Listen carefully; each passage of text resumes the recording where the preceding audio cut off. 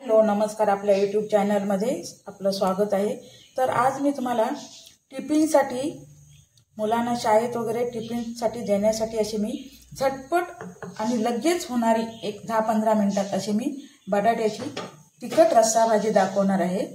तर त्यासाठी मी हे दोन छोटे छोटे बटाटे बारीक कापून घेतले। जास्त बारीक आणि जास्त मोठे असे नाहीत, मध्यम अशा फोडी केल्याची आम्ही। तर चला, ह्यासाठी आपल्याला कांदा, टोमॅटो आणि खोबरं लागणार आहे। ओलं खोबरं घालून सुद्धा मी करते भाजी, पण आज मी माझ्याकडे वाटण शिल्लक आहे म्हणून थोडंसं घालणार आहे, अगदी किंचितसं वाटण। आणि तुम्हाला ही भाजी मी झटपट होणारी दाखवणार आहे। तर चला आपण भेटूया थोड्या वेळानंतर। हे बघा, आपण इथे आता बटाट्याच्या रस्सा भाजीसाठी इथे पातेलं तापायला ठेवलेलं आहे। आणि हे बघा, फोडणीसाठी कांदा, टोमॅटो आणि कोथिंबीर कापून घेतलेली आहे।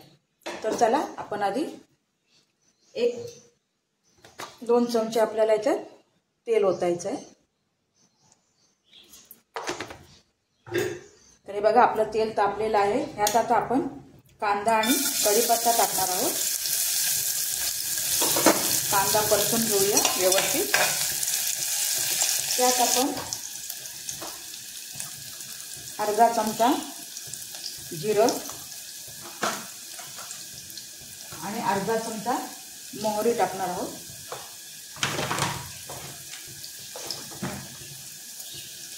हे बघा, आपला कांदा लाल झालेला आहे। ह्यात आता आपण टोमॅटो टाकणार आहोत।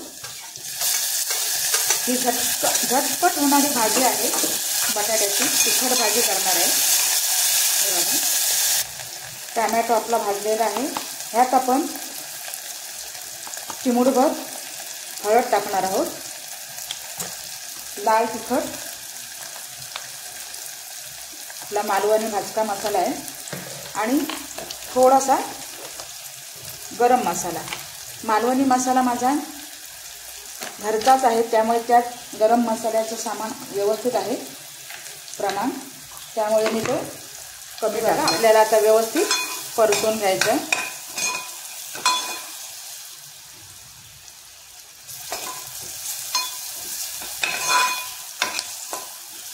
मी आपल्या सेल्फी स्टिकवरती व्हिडिओ शूट करते, त्याच्यामुळे ताईनो जरा समजून घ्या, मला ट्रायपॉड नाही आहे। हे बघा, आता आपल्याला बटाटा फोडणीला घालायचा आहे। हे बघा, आपण हा धुतलेला बटाटा आहे तो फोडणीला टाकणार आहे।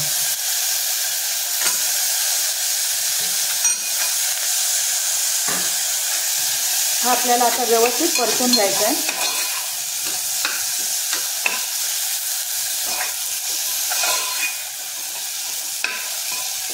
हा बघा, व्यवस्थित आपला परतून झालेला आहे बटाटा। ह्यात आता आपण पाणी टाकणार आहोत, 1 ग्लासभर पाणी टाकायचं आणि बटाट्याच्या छोट्या फोडी केलेल्या आहेत, त्यामुळे त्या ह्यात आपल्या व्यवस्थित शिजून जातील। आणि बटाटा शिजल्यानंतर आपल्याला थोडं मीठ घालायचं आहे। बघा, आपल्या भाजीला आता चांगली उकळी आलेली आहे। ह्यात आता आपल्याला चवीपुरतं मीठ टाकायचं आहे।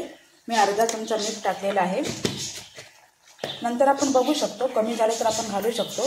मी अर्धा चमचा टाकलाय आणि थोडी कोथिंबीर। तर चला, आपण बघूया आता थोड्या वेळानंतर। हा बघा, आपला आता बटाटा शिजलेला आहे। ह्यात आता आपण थोडंसं भाजकं वाटण घालणार आहोत।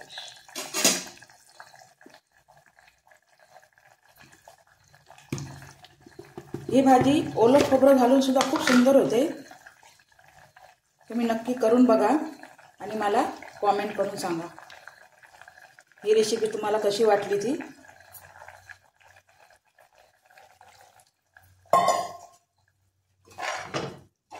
अगदी थोडंसं वाटप घातलंय। हे बघा,